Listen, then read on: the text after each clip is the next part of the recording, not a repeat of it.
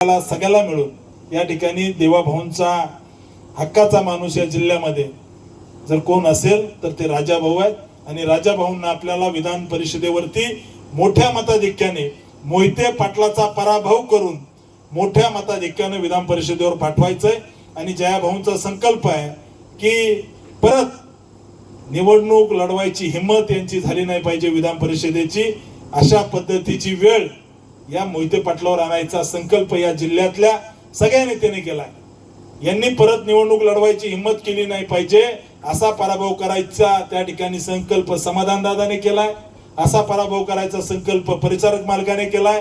दोन्ही देशमुखांनी केला. आम्ही सगळ्यांनी या जिल्ह्यामध्ये भाजपच्या विरोधात निवडणूक लढवायची विधान परिषदेची अशा पद्धतीने हिंमत केली नाही पाहिजे. असा दारुण पराभव करायची वेळ आहे.